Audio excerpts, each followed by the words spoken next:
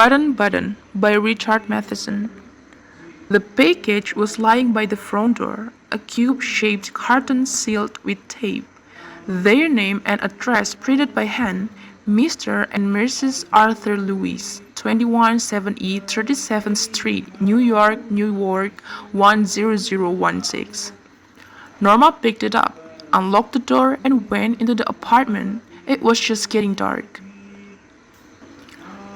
After she put the lamb chops in the broiler, she sat down to open the package. Inside the carton was a push-button unit fastened to a small wooden box. A glass dome covered the button. Norma tried to lift it off, but it was locked in place. She turned the unit over and saw a folded piece of paper scotch taped to the bottom of the box. She pulled it off. "Mr. Stewart will call on you at 8 o'clock. Norma put the button unit beside her on the couch. She reread the typed note, smiling. A few moments later, she went back into the kitchen to make the salad. The doorbell rang at 8 o'clock. "I'll get it," Norma called from the kitchen. Arthur was in the living room reading. There was a small man in the hallway. He removed his hat as Norma opened the door. "Mrs. Lewis?"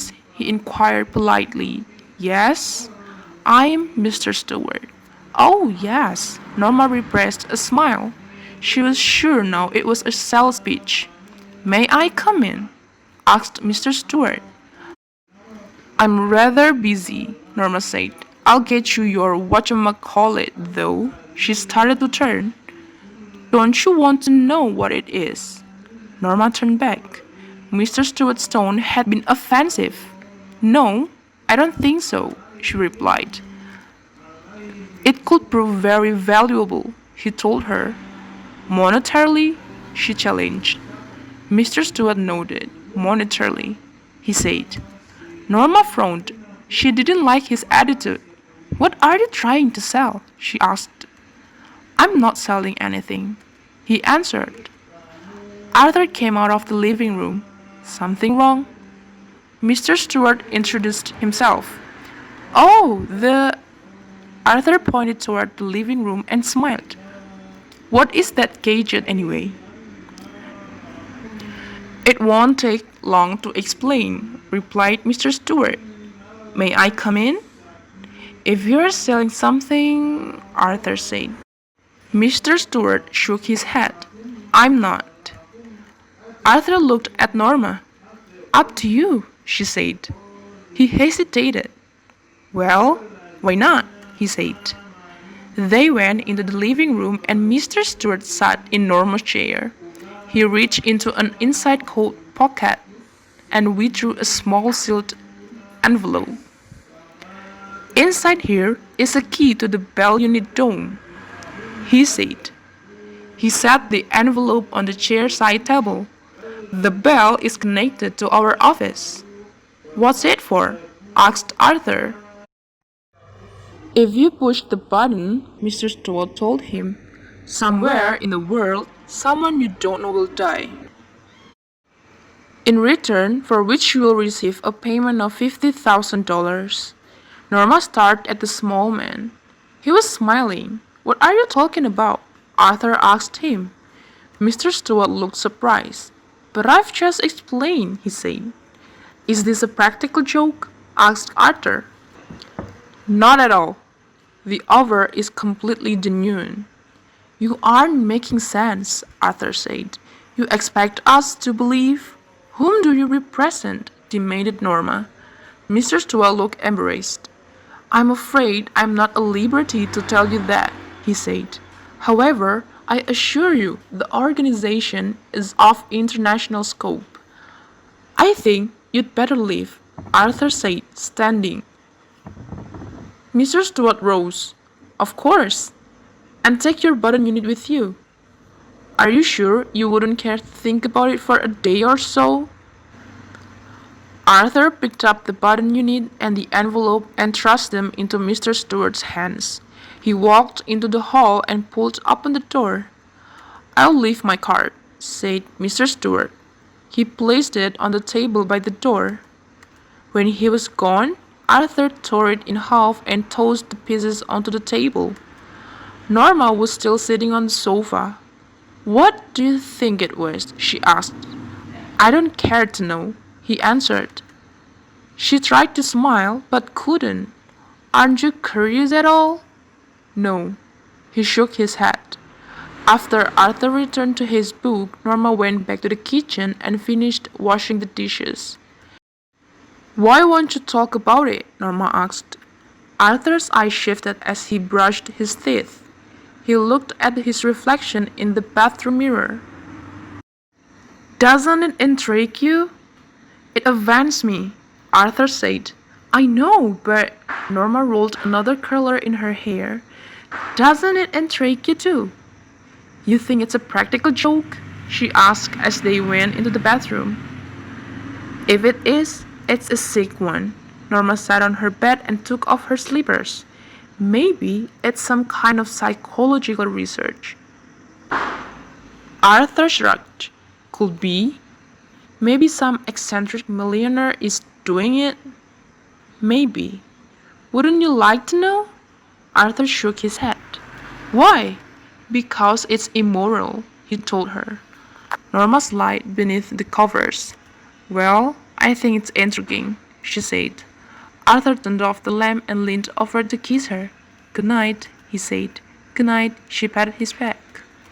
Norma closed her eyes. $50,000, she thought. In the morning, as she left the apartment, Norma saw the card halves on the table. Impulsively, she dropped them into her purse. She locked the front door and joined Arthur in the elevator. While she was on her coffee break, she took the card halves from her purse and held the torn edge together. Only Mr. Stewart's name and telephone number were printed on the card. After lunch, she took the card halves from her purse again and scotch taped the edges together. "Why am I doing this?" she thought. Just before 5, she dialed the number. "Good afternoon," said Mr. Stewart's voice. Norma almost hung up but restrained herself. She cleared her throat. "This is Mrs. Lewis," she said. "Yes, Mrs. Lewis." Mr. Stewart sounded pleased. "I'm curious." "That's natural," Mr. Stewart said. "Not that I believe a word of what you told us." "Oh, it's quite authentic," Mr. Stewart answered. "Well, whatever," Norma swallowed. "When you said someone in the world would die, what did you mean?" "Exactly that," he answered.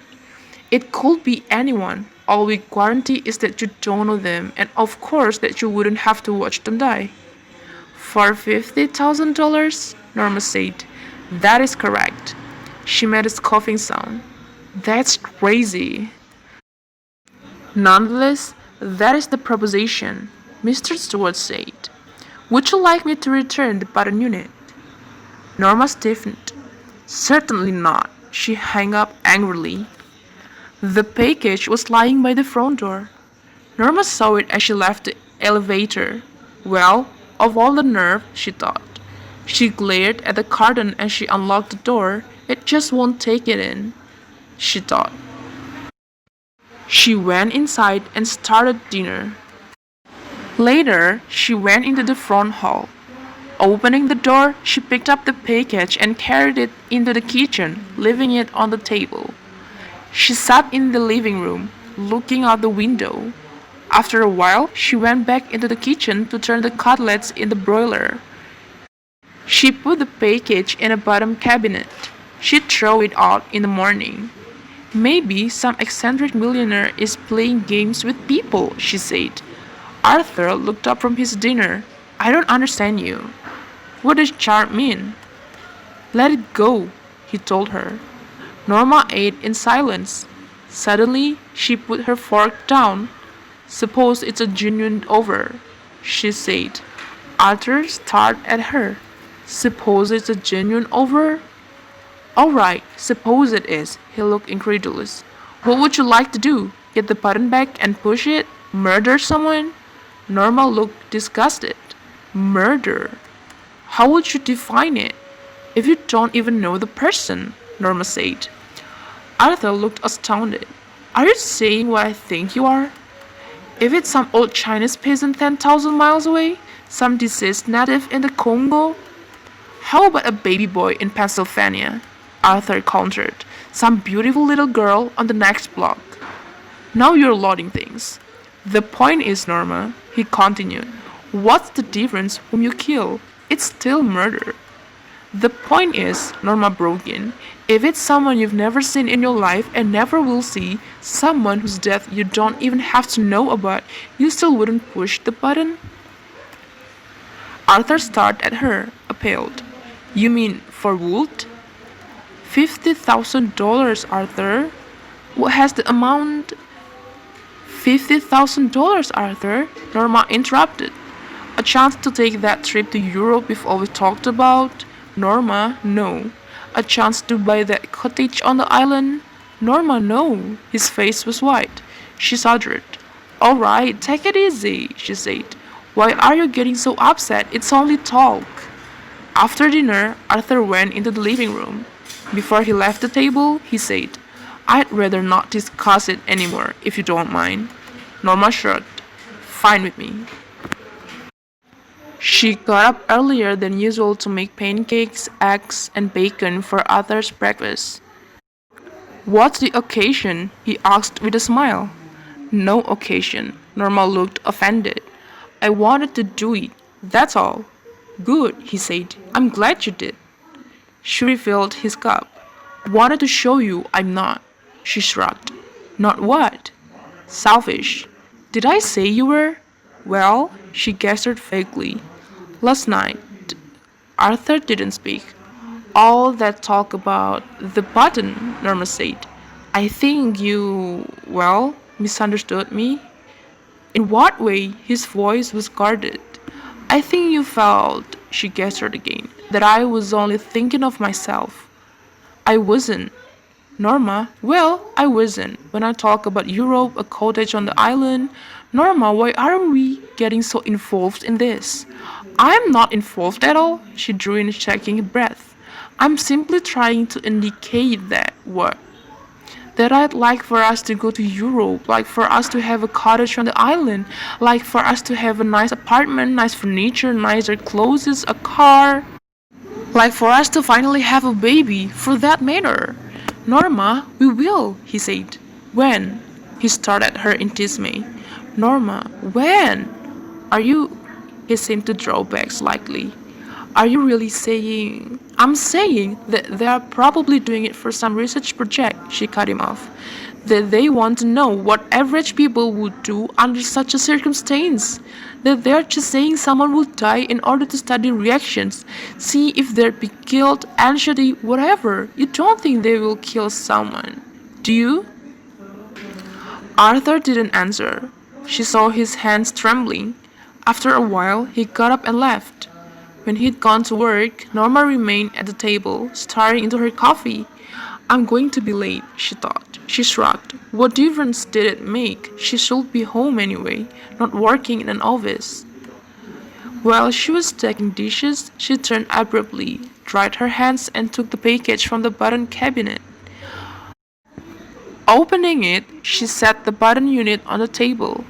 She stared at it for a long time before taking the key from its envelope and removing the glass dome. She stared at the button. How ridiculous, she thought. All this forever, a meaningless button. Reaching out, she pressed it down. For us, she thought angrily. She shuddered. Was it happening? A chill of horror swept across her. In a moment, it had passed. She made a contemptuous noise. Ridiculous, she thought. To get so worked up over nothing. She threw the button unit, dome, and key into the wastebasket and hurried to dress for work. She had just turned over the supper sticks when the telephone rang. She picked up the receiver. Hello? Mrs. Lewis? Yes? This is the Lenox Hill Hospital. She felt unreal as the voice informed her of the subway accident, the shoving crowd. Arthur pushed from the platform in front of the train. She was conscious of shaking her head, but couldn't stop. As she hung up, She remembered Arthur's life insurance policy for $25,000 with double indemnity for. No. She couldn't seem to breathe. She struggled to her feet and walked into the kitchen numbly. Something cold pressed at her skull as she removed the button unit from the wastebasket. There were no nails or screws visible. She couldn't see how it was put together. Abruptly, she began to smash it on the sink edge, pounding it harder and harder until the wood split.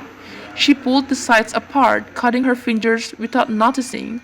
There were no transistors in the box, no wires, no or tubes. The box was empty. She whirled with a gasp as the telephone rang. Stumbling into the living room, she picked up the receiver. Mrs. Lewis? Mr. Stewart asked.